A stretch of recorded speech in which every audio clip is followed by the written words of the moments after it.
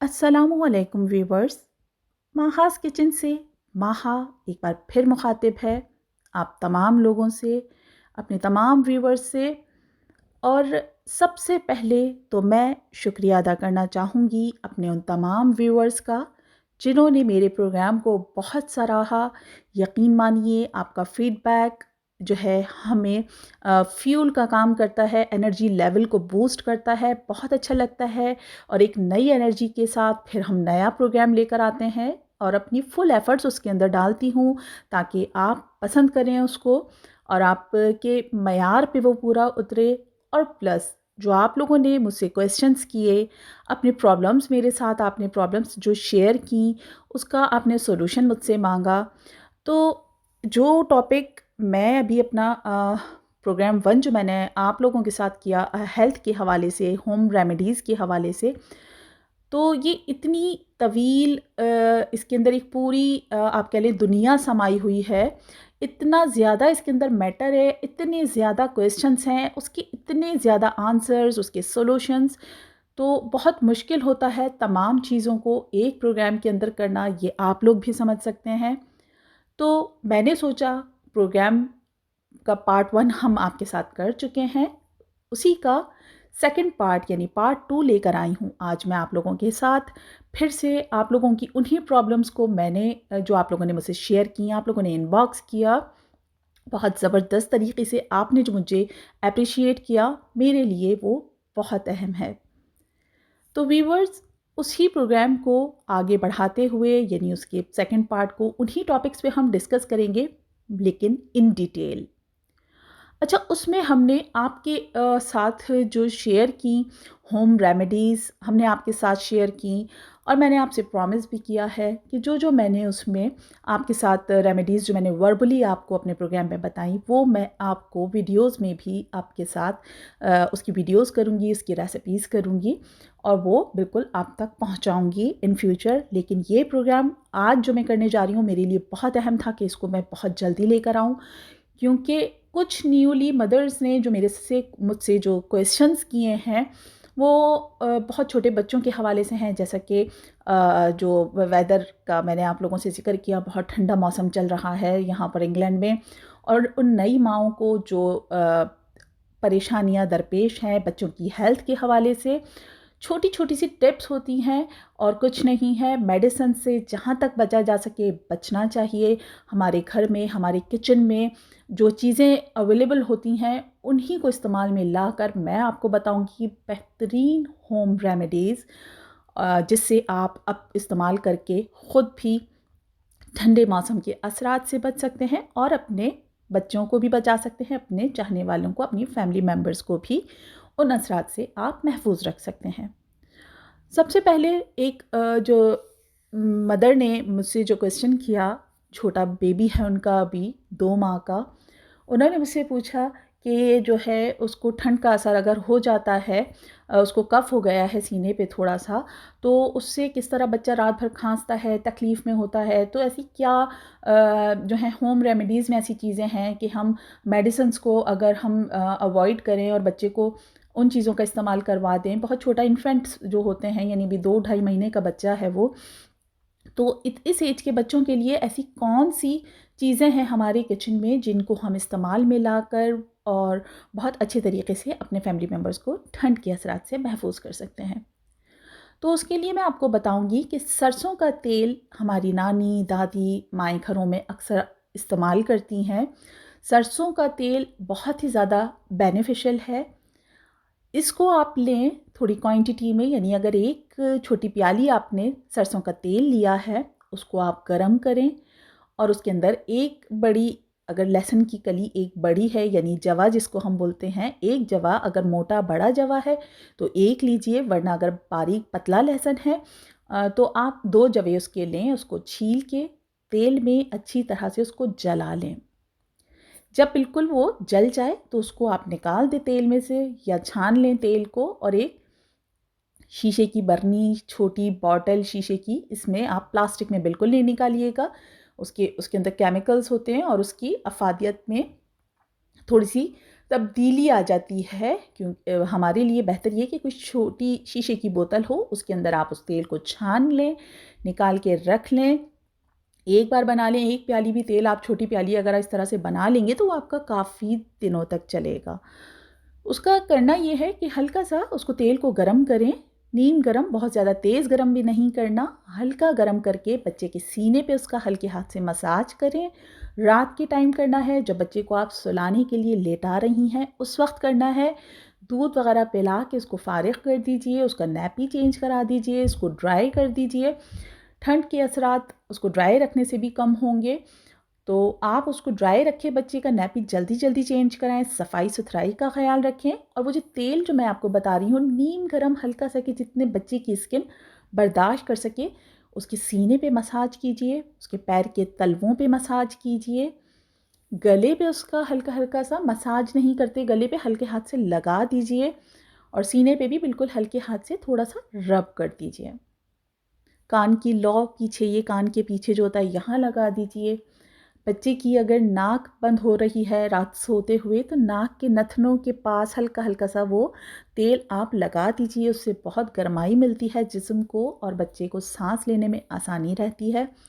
बहुत से लोग करते हैं कि इतने छोटे बच्चों के लिए विक्स वगैरह, आम जो नॉर्मल एक विक्स होती है, वो कभी बच्चे के सीने पे ना लगाइए, कभी उसके पाँव के तलवों पे ना लगाइए। होता ये है कि उसमें जो थोड़ी सी झंझनाहट सी, जिसे जलन सी जो फ़ील होती है विक्स को लगाने से, उससे बच्चा बड़ा बेचैन रहता है और रात भर नहीं सो पाता, तकलीफ़ में रहता है। आजकल कॉस्मेटिक विक्स आ रही हैं इन्फेंट्स के लिए, अगर वो अवेलेबल है तो बहुत अच्छा है। लेकिन जब हम बात करते हैं मेडिसिन से दूर रहने की, तो हम आते हैं अपनी होम रेमेडीज़ पे। और होम रेमेडीज़ में जो मैं आपको बताने जा रही हूँ बहुत ही ज़बरदस्त है कि तेल को आप जिस तरह से मैंने बताया इस तरह से बच्चे के लगाएं, पीठ पे भी लगा दें हल्के हाथ से और उसको अच्छी तरह कवर करके सुला दें। ठंड ना लगने दें, कोशिश करें खुले नहीं बच्चा, अच्छी तरह से उसको उड़ा दें।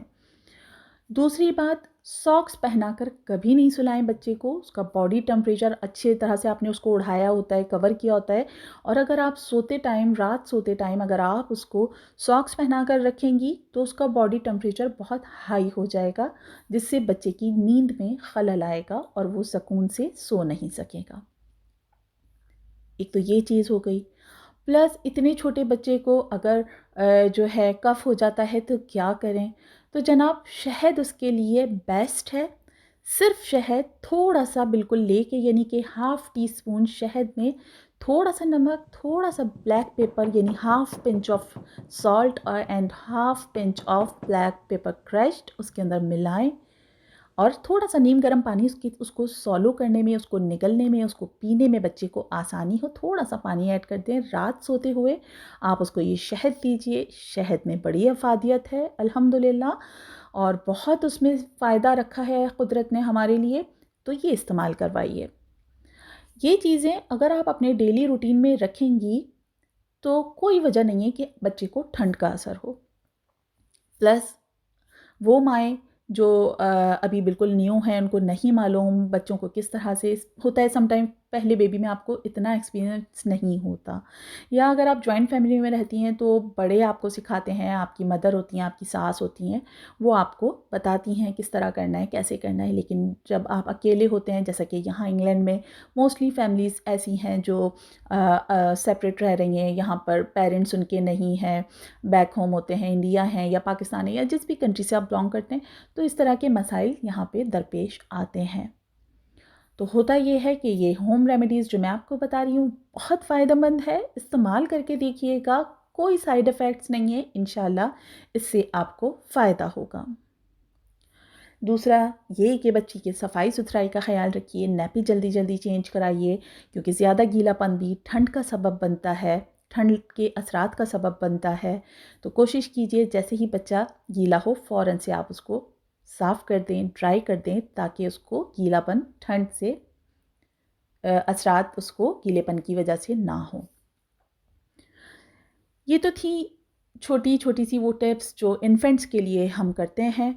आगे मैं आपको बताती हूँ। अच्छा, मुझसे अभी जो मेरे व्यूवर्स ने क्वेश्चन किया वो था कि बीपी अगर हाई होता है तो मेडिसिन से बचने के लिए वो क्या ऐसी चीज़ें हैं जो इनको वो इस्तेमाल करके उनसे जो है हाई ब्लड प्रेशर से ख़ुद को महफूज रख सकते हैं और उसके जो है उससे निजात पा सकते हैं। तो व्यूअर्स, सबसे पहले तो बेरीज़ यानी ब्लूबेरी हो गई, ब्लैकबेरी हो गई, रास्पबेरी हो गई, स्ट्रॉबेरी हो गई। बेरीज़ में उसके अंदर ये फ़ादियत है कि वो आपके ब्लड प्रेशर को कंट्रोल करती है, उसको बढ़ने नहीं देती। अच्छा, जब हम बात करते हैं प्रिकॉशंस की तो काफ़ी सारी ऐसी चीज़ें हैं जो आगे मैं आपको अभी बताने जा रही हूँ, लेकिन सबसे पहले जो आपने करना है अपने डाइट के अंदर नमक की मकदार को इंतहाई दर्जे तक कम करना है। और अल्लाह ना करे आपको अगर बहुत ज़्यादा प्रॉब्लम है हाई ब्लड प्रेशर की तो नमक को ख़त्म कर दीजिए अपनी डाइट से। आपको सुन के अजीब सा लग रहा होगा कि बड़ा ही अजीब सा टेस्ट हो जाएगा हमारे खानों का अगर हम उसमें से नमक को ख़त्म कर दें। रोटी से अगर नमक को ख़त्म कर दें, सालन से अगर नमक को ख़त्म कर दें तो बहुत अजीब सा जायका नहीं हो जाएगा। तो देखें, एक नमक की अगर इतनी अहमियत है आपकी ज़िंदगी में तो आपकी बज़ाते ख़ुद कितनी अहमियत होगी अपने प्यारों की ज़िंदगी में, वो मेरे ख़्याल में उस थोड़े से नमक से ज़्यादा अहम है। आपकी ज़िंदगी, आपकी आपके चाहने वालों के लिए, आपके घर वालों के लिए, आपके बच्चों के लिए, आपके पेरेंट्स के लिए। तो आप ये ना देखें कि अच्छा पता है क्या है, अगर आप नमक कम करेंगे ना अपने डाइट में, आप चाहे इसको रोटी में कम करें या ख़त्म कर दें रोटी में। मेरे घर में साल से रोटी बग़ैर नमक की बन रही है। शुरू में लगता था हमें यार अजीब सी फीकी-फीकी सी रोटी है, मज़ा नहीं आ रहा। लेकिन यकीन माने 2 से 3 दिन हार्डली आपको लगेंगे और आपके जो टेस्ट बड्स हैं वो उसके यूज़्ड टू हो जाएँगे। आपकी ज़बान आपकी बॉडी उसको यूज़्ड टू हो जाएगी और आपको नहीं लगेगा कि आप बग़ैर नमक की रोटी खा रहे हैं। बहुत ज़्यादा फ़ायदा होगा इससे आपकी हेल्थ को। सालन में नमक की मकदार को इंतहाई दर्जे तक कम कर दें ताकि आपका जो ब्लड प्रेशर है इन कंट्रोल रहे। ये चीज़ें हो गई। फिर कैफ़ीन को आप अपने, जैसे कैफ़ीन अब आप पूछेंगे, बहुत सारे लोग तो खैर जानते हैं, कुछ लोगों को नहीं मालूम। तो कैफ़ीन पाई जाती है कॉफ़ी के अंदर, चाय के अंदर और कोला ड्रिंक्स के अंदर। ये चीज़ें ऐसी हैं जिसमें कैफ़ीन की एक बड़ी मिक़दार पाई जाती है। काफ़ी कुछ तरह की कुछ ऐसी भी कॉफ़ी और चाय है हमारे पास जो डिकैफ़ होती हैं, आप वो इस्तेमाल कर लीजिए। या अगर नहीं तो इन चीज़ों की मिक़दार जो मैंने आपको बताई कॉफ़ी, चाय या कोला ड्रिंक्स, कोशिश करें कोला ड्रिंक्स ना ही लें तो अच्छा है क्योंकि ये हमारी बोन्स के लिए बहुत बहुत बहुत ज़्यादा नुकसानदेह होती हैं। क्योंकि ये हमारी बोन्स के अंदर से कैल्शियम को ख़त्म करती हैं। हमारी बॉडी को डेली बेसिस पे एक ख़ास मकदार कैल्शियम की चाहिए होती है जो कि हम में से बहुत सारे लोग नहीं लेते, दूध नहीं पीते। अब आप सोचिए कि अगर आप कैल्शियम की जो एक ख़ास मकदार आपकी बॉडी को डेली बेसिस पे चाहिए, अगर आप वो इंटेक नहीं करेंगे और उसके साथ साथ आप कोला ड्रिंक्स पिएंगे तो आप सोच सकते हैं कि आपकी बोन्स का क्या हाल होगा। आपकी बोन्स में एक तो कैल्शियम जा नहीं पा रहा और जो है रहा सहा वो भी आप उसको कोला ड्रिंक से ख़त्म कर रहे हैं। तो ये आपकी बोन्स में भुरभुरापन पैदा कर देता है। इससे आपके जॉइंट्स में पेन शुरू हो जाता है। तो फिर आपसे वही कहूँगी कि यंग एज में इसके असरात इतनी जल्दी नहीं आते। आफ्टर एज यानी जब हम 30 प्लस होने लगते हैं तो धीरे धीरे हमें महसूस होता है कि हमारे तो घुटने में भी दर्द है, हमारे घुटने से तो आवाज़ें आने लगी हैं। स्पेशली जब हम नमाज़ पढ़ते हैं तो इसमें से चिड़चिड़ाहट होती है, हमारे टखनों में दर्द हो जाता है, हमारी बैकबोन दर्द करती है, हमारे कुछ काम करें, हमारे काम करें ना करें शोल्डर पेन करने लगते हैं। तो वो क्या है कि हमारी बॉडी के अंदर कैल्शियम कम हो रहा है। तो बेहतर ये है कि कोला ड्रिंक्स को अपनी लाइफ से ख़त्म कर दें। उसके अंदर कोला ड्रिंक्स के अंदर बहुत ज़्यादा भारी मकदार पाई जाती है शक्कर की, बहुत ज़्यादा मीठा होता है। उससे ये होता है हमारा ब्लड शुगर लेवल बढ़ रहा होता है। तो ये तमाम चीज़ें जो मैंने आपसे डिस्कस की बहुत ख़तरनाक है हमारी हेल्थ के लिए। तो चलें अब चलते हैं कि इससे बचाव के लिए वो कौन सी चीज़ें हैं जिनको इस्तेमाल करके हम ब्लड प्रेशर को इन कंट्रोल कर सकते हैं। जैसा कि पहले आपको बताया, बेरीज़, तमाम बेरीज़ आ गई, इसका आप एक पोर्शन ले लें, एक प्याली डेली खाएं। बनानास हो गए, बनानास का मैं बताती चलूँ कि बहुत ज़्यादा नहीं खाने चाहिए बनानास। 1 से 2 बनाना भी बहुत है, अगर आप दिन में खा रहे हैं तो। 1 खाएँ तो बहुत ही अच्छा है, क्योंकि बनाना में जो शुगर होती है वो हमारे ब्लड शुगर लेवल को, अगर वो आपको बीपी कंट्रोल करने में मदद कर रहा है, लेकिन अगर आप अल्लाह ना करे डायबिटिक हैं, तो वो आपको ब्लड शुगर लेवल आपका इंक्रीज़ करेगा। बनानास का इस्तेमाल लिमिटेड कीजिए। फिर बढ़ते हैं चॉकलेट। चॉकलेट सुन के मुँह में पानी आने लगता है ना, बड़ा मज़े का एक टेस्ट जो है फ़ौरन से फ़ील होने लगता है, वाओ चॉकलेट्स! बिल्कुल खाइए, शौक़ से खाइए, बट मिल्क चॉकलेट नहीं, डार्क चॉकलेट। डार्क चॉकलेट का एक भी आप पीस खा लें 1 इंच का, इनफ है, आपके बीपी को कंट्रोल में रखेगा। फिर आ जाइए कीवीज़ पे। कीवी फ्रूट बहुत ही खट्टा-मीठा सा एक फ्रूट होता है, जो कि आपके ब्लड प्रेशर को बहुत अच्छे से कंट्रोल करता है। मेलन्स हो गए, मेलन्स में जैसे आ गया तरबूज है, खरबूजा है, सरदा है, गरमा है, ये खाइए। नाश्ते में इस्तेमाल कीजिए जौ का दलिया, यानी कि ओट्स। फुल ऑफ फाइबर है, पेट आपका भर जाता है बहुत जल्दी, और कई घंटों तक आपको भूख का एहसास नहीं होता। ज़ाहिर सी बात है, भूख का एहसास नहीं होता तो आप कुछ खाते भी नहीं हैं। इस तरह की क्रेविंग्स आपकी जो है ओट्स रोक देते हैं। आपके स्टमक के लिए भी अच्छा है, वेट लॉस के लिए भी अच्छा है, और आपके ब्लड प्रेशर को कंट्रोल भी करता है। फिर आ जाइए जनाब लीफ़ी ग्रीन वेजिटेबल्स, यानी कि हरे पत्तों वाली सब्जियां।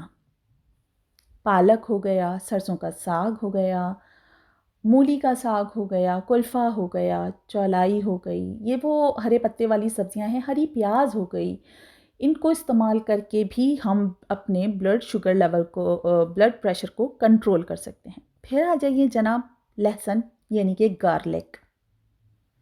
बहुत से लोगों को उसका जायका पसंद नहीं होता, तो जनाब जब हम एज ए मेडिसिन उसको यूज़ करते हैं, तो आप अगर सोचें कि अगर आप मेडिसिन पे अल्लाह ना करे जाते हैं, तो वो भी किसी को पसंद नहीं आती, लेकिन मजबूरी होती है, खानी पड़ती है। तो बेहतर ये है कि लहसुन को अपनी डाइट का हिस्सा बना लें, जो कि हमारे अपने एशियंस खानों में अच्छा खासा हमारा इस्तेमाल होता है, अमल दखल है लहसुन का। लेकिन जब हम उसको पका लेते हैं तो उसकी अफादियत तब्दील हो जाती है, बदल जाती है, डिफरेंट हो जाती है। बेहतर ये है कि नाश्ते से पहले नहार मुँह आप एक लहसुन की मोटी सी कली चबाएँ। बहुत मुश्किल है, मुझे पता है। लेकिन होगा ये कि आपको जब आप यूज़्ड टू हो जाते हैं, तो आपको मुश्किल चीज़ें भी आसान लगने लगती हैं। शुरू में आपको मुश्किल ज़रूर लगेगा, लेकिन नाश्ते से पहले आप आधा घंटे पहले जो है एक लहसुन की कली चबा के खा लीजिए। उसके बाद आप अपना ओट्स का दलिया खाएँ या ब्रेड के स्लाइस, आप नाश्ते में उसको ले सकते हैं। जो भी आप नाश्ता करें, उससे पहले लहसुन की कली चबा के खा लीजिए। ब्लड प्रेशर को आपके कंट्रोल करता है, क्योंकि इसके अंदर वो एक ख़ासियत होती है लहसुन के अंदर, जो हमारे ब्लड को थिन करता है, पतला करता है। और जब पतला होता है ब्लड, तो उसकी सर्कुलेशन ईज़ी हो जाती है। थिक ब्लड आराम से सर्कुलेट नहीं कर सकता, जो कि हाई ब्लड प्रेशर का सबब बनता है। फिर आ जाइए जनाब दालों पे।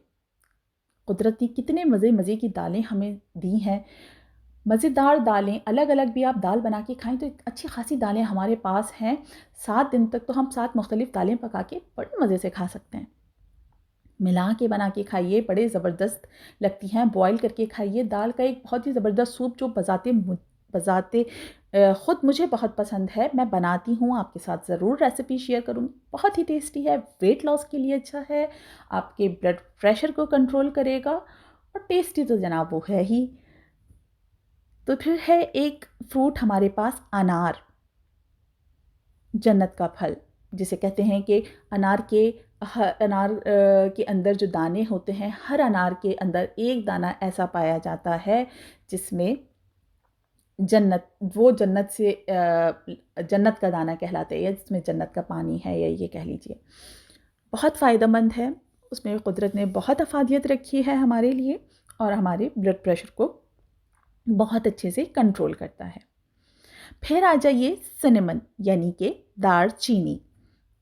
हमारी किचन ही में इस्तेमाल होने वाली ये लकड़ी के पीसेस या ये एक दरख्त की छाल होती है जिसको हम अपने खानों में बड़े अच्छी तरीके से इस्तेमाल करते हैं। बहुत ही मज़ेदार जायका होता है इसका। और आपके लिए यानी एक नॉर्मल आदमी के लिए, जैसा कि मैंने अपनी पिछली वीडियो में भी बताया था, 1 इंच दालचीनी का टुकड़ा बहुत ज़्यादा इम्पोर्टेंस रखता है। अगर आप उसका कहवा बनाकर पी लें या आप जो भी कुछ खा रहे हैं अपने ओट्स पॉरिज के ऊपर उसको कूट के स्प्रिंकल करें और इन्जॉय करें, टेस्ट भी अच्छा होता है प्लस फ़ायदेमंद भी है। नमक की मिक़दार को जैसा कि मैंने ऊपर बयान किया अभी पहले कि ख़त्म कर दें, कम कर दें तो बहुत अच्छा है, ताकि आपकी हेल्थ जो है अच्छी रह सके, उससे बचा जा सके। तो ये तो वो तमाम चीज़ें थीं कि जिसको इस्तेमाल करके या जिन चीज़ों से बच के हम अपने ब्लड प्रेशर को कंट्रोल कर सकते हैं। अब आ जाते हैं हम अपने शुगर लेवल पे, यानी ब्लड शुगर लेवल, जो कि हमारी एज के साथ साथ एक तो ब्लड प्रेशर और एक ब्लड शुगर लेवल हमारी एज के साथ साथ हमारी बॉडी के अंदर बढ़ रहा होता है। उसके क्या जो हैं सब असबाब हैं वो मैं आपको पहले अपने प्रोग्राम में बता चुकी हूँ।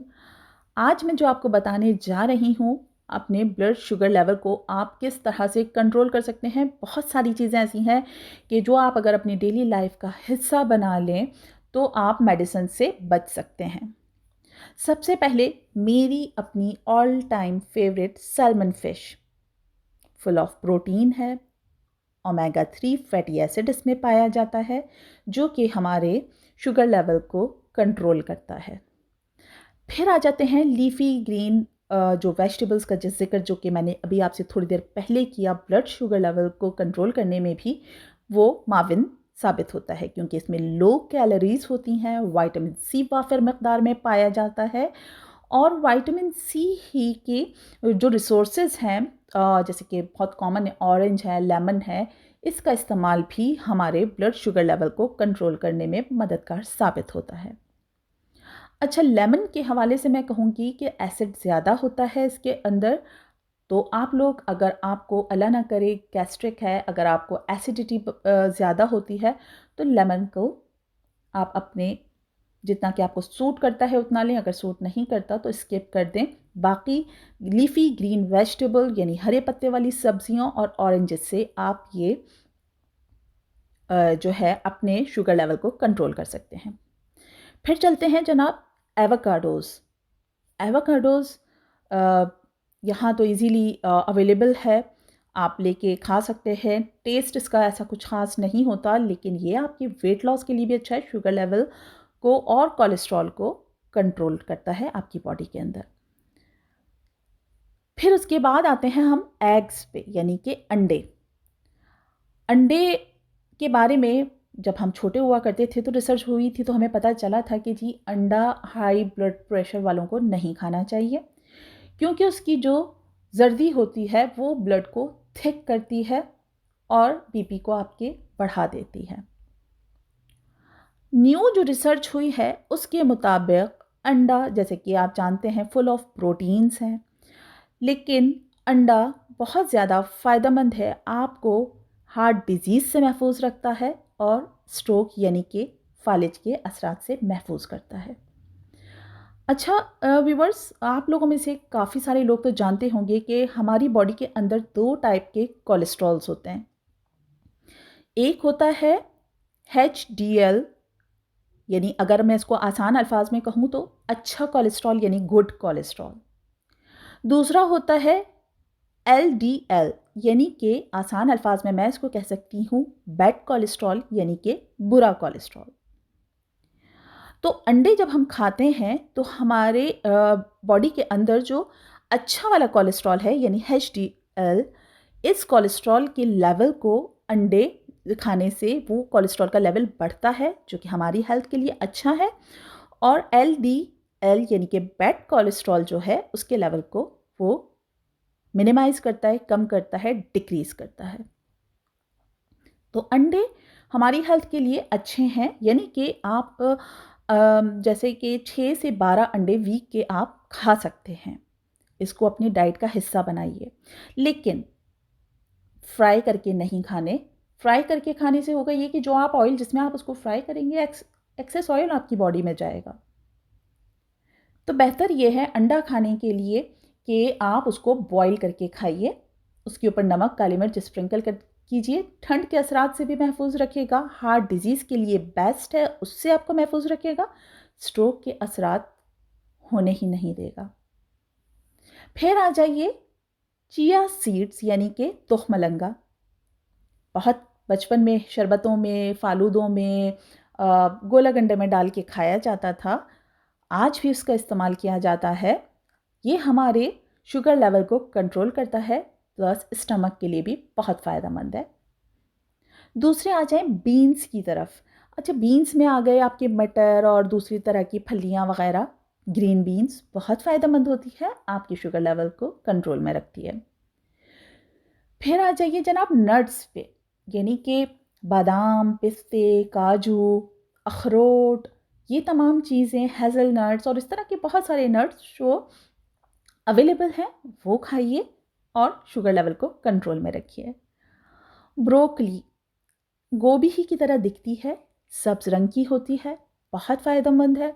उसको आप बेक करके खा सकते हैं, यानी कि ग्रिल करके, उसको आप बॉयल करके खा सकते हैं। उसको अपनी डाइट का हिस्सा बनाकर शुगर लेवल को बहुत अच्छे तरीके से कंट्रोल कर सकते हैं। फिर आ जाते हैं हम एक्स्ट्रा वर्जिन ऑलिव ऑयल, यानी कि जैतून का खालिस तेल। जैतून के तेल में हमारी कुरान पाक में ज़िक्र है, बहुत अफादियत है, बहुत फ़ायदेमंद है। उसका इस्तेमाल अपने रूटीन के खानों में कीजिए। कोशिश कीजिए कि जो भी खाना आप बना रहे हैं हल्का सा उस पर आखिर में जब आप उसको डिश आउट करते हैं अपनी डिश को, थोड़ा सा आप उसको ऊपर एक्स्ट्रा वर्जिन ऑयल यानी कि जैतून का खालिस तेल अगर आप डाल लेते हैं, बहुत फ़ायदेमंद है, शुगर लेवल को कंट्रोल करता है। और जैतून में वैसे भी कुदरत ने हमारे लिए बहुत अफादियत रखी है। फिर आ गए फ्लैक्स सीड्स, यानी कि अलसी के बीज। छोटे छोटे से बीज, ये अपने अंदर कुदरत की तरफ से बहुत ख़जाना कह लें, बहुत अफादियत अपने अंदर रखते हैं, शुगर लेवल को कंट्रोल करते हैं। अगर आप ओट्स पॉरेज अपने नाश्ते में इस्तेमाल कर रहे हैं तो उसके ऊपर थोड़े से ये सीड्स स्प्रिंकल करें, बहुत ज़बरदस्त आपका नाश्ता हो जाता है, प्लस आपका शुगर लेवल कंट्रोल में रहता है। फिर चलते हैं जनाब एप्पल सिडर विनेगर, यानी कि सेब का सिरका। अच्छा, सिरका है तो जाहिर सी बात है एसिड है, एसिड है तो आपके स्टमक में अल्लाह ना करे कोई प्रॉब्लम है तो अवॉइड कीजिए। अगर अल्हम्दुलिल्लाह अगर आप बिल्कुल ठीक हैं, आपको ऐसी एसिडिटी की कोई प्रॉब्लम नहीं है, तो एप्पल सिडर आपके लिए बेस्ट है शुगर लेवल को कंट्रोल करने के लिए। फिर जैसा कि मैंने आपको बताया ब्लड प्रेशर को कंट्रोल करने के लिए बेरीज़ का इस्तेमाल करते हैं हम, उसी तरह शुगर लेवल को भी कंट्रोल करने के लिए बेरीज़ बहुत अहम रोल अदा करती हैं। लहसुन की अफादियत, जैसे कि मैंने आपको अपने पिछले उसमें बताया कि ब्लड शुगर आपके ब्लड प्रेशर को कंट्रोल करती है, इसी तरह ब्लड शुगर लेवल को भी लहसुन बहुत अच्छे से कंट्रोल करता है। शुगर फ्री ड्रिंक्स होते हैं हमारे पास ऐसे बहुत सारे, जिनको हम इस्तेमाल कर सकते हैं अगर हमें चाहिए कि शुगर फ्री ड्रिंक्स, अगर आपको कभी दिल करता है ड्रिंक्स वगैरह के, ये तो इस तरह के बहुत सारे शुगर फ्री ड्रिंक्स आपको इजीली अवेलेबल होते हैं, जिस पे लिखा हुआ होता है नो एडिड शुगर। आप वो इस्तेमाल कर सकते हैं, लेकिन वो भी बहुत ज़्यादा इस्तेमाल ना करें। कभी बहुत दिल किया तो थोड़ा बहुत आपने पी लिया, अदरवाइज़ वो भी इतने ज़्यादा अच्छे नहीं होते। तो ये छोटी मोटी चीज़ें जो मैंने आपसे डिस्कस की या जो आपने मुझसे क्वेश्चंस किए, कि देखें जो दोनों डिज़ीज़ मैंने आपसे भी डिस्कस की हैं, ये एक एज के बाद बहुत कॉमन है कि आपका बीपी भी बढ़ने लगता है, शुगर लेवल भी आपका ब्लड के अंदर जो है बढ़ने लगता है। लेकिन अगर आप ख़ुद से अपने डाइट में तमाम चीज़ें जो मैंने आपसे अभी डिस्कस की, इसको अपनी डाइट का हिस्सा बनाएंगे, तो आप मेडिसिन से महफूज हो जाएंगे। क्योंकि मेडिसिन तो बिल्कुल लास्ट में आ जाता है ना, कि जब आपका कंट्रोल ही नहीं होता तो डॉक्टर कहते हैं कि ये अब आपने मेडिसिन लेनी ही लेनी है। समटाइम्स वो अल्लाह माफ़ करे लाइफ टाइम लेनी पड़ती हैं।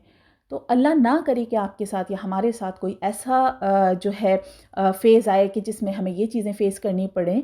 तो उसके लिए बेहतर ये है कि आज से अभी से अपनी डाइट का हिस्सा बनाएं अपनी उन चीज़ों को जो कुदरत ने हमारे लिए ख़ास उतारी हैं। इन चीज़ों से महफूज रखने के लिए दवाओं से बचा सकती हैं आपको ये तमाम चीज़ें। तो इसको अपनी डाइट का हिस्सा बनाइए। और भी कोई अगर आपके कुछ मसले मसाइल हैं, कुछ आप मुझसे पूछना चाहते हैं, तो बिल्कुल मुझे इनबॉक्स कीजिए, मुझसे पूछिए। और महा हमेशा की तरह फिर हाज़िर होगी आपके तमाम प्रॉब्लम्स का सॉल्यूशन लेकर। और पर्सनली मैं ख़ुद रिसर्च कर के जो है आपके लिए प्रोग्राम जो है तरतीब देती हूँ। और मेरी पूरी कोशिश होती है कि आपको अपने प्रोग्राम के ज़रिए बेहतरीन, फ़ायदेमंद, मुफ़ीद मशवरे दे सकूँ और आप तक वो तमाम चीज़ें पहुँचाऊँ जो कि मेरी नॉलेज में है। और बिल्कुल आपके लिए गाहे बगाहे तमाम प्रोग्राम्स तरतीब देती रहूँगी। आपका फ़ीडबैक मुझे एनर्जी देता है, तो प्लीज़ उसको कंटिन्यू कीजिएगा। जो लोग लाइक कर रहे हैं मेरे प्रोग्राम को, उनका एक बार फिर बहुत-बहुत शुक्रिया। प्लीज़, प्लीज़, प्लीज़ सब्सक्राइब कीजिए मेरे चैनल को। और जो लोग डिसलाइक कर रहे हैं, प्लीज़ मुझे उसमें वजह भी बताइए ताकि मैं उसमें अपने प्रोग्राम में मज़ीद बेहतरी ला सकूँ अपनी फुल एफ़र्ट्स डालने के बाद। और आपको जो आप नापसंद कर रहे हैं, प्लीज़ वो भी मुझे बताएँ ताकि मुझे अपने चैनल को, अपने प्रोग्राम्स को बेहतर करने के बेहतर मौक़े मिल सकें और न्यू आइडियाज़ मेरे माइंड में आएँ और मैं आपके लिए तरतीब दूँ बेहतरीन से बेहतरीन प्रोग्राम। इसी तमाम इन्फॉर्मेटिव प्रोग्राम जो मैं आपके लिए लेकर आई, इस पूरी कोशिश मेरी ये होती है कि आपको फ़ायदा पहुँचे मेरी ज़ात से, मेरी चीज़ किसी भी बात से अगर आपको फ़ायदा पहुँचे, मेरे लिए बहुत इम्पॉर्टेंट हैं आप तमाम लोग, मेरे तमाम व्यूवर्स। बहुत-बहुत शुक्रिया एक बार फिर पसंदीदगी के लिए। फिर मैं इंशाल्लाह आऊँगी कोई नई प्रोग्राम लेकर, नई वीडियोज़ लेकर इंशाल्लाह। जब तक के लिए अपना बहुत ख़याल रखिएगा, अपने चाहने वालों का, अपने घर वालों का, अपने इर्द-गिर्द तमाम लोगों का ख़याल रखिए और कोशिश कीजिए कि आपकी ज़ात से किसी को कोई तकलीफ़ ना पहुँचे। फिर मिलेंगे इंशाल्लाह, जब तक के लिए अल्लाह हाफ़िज़।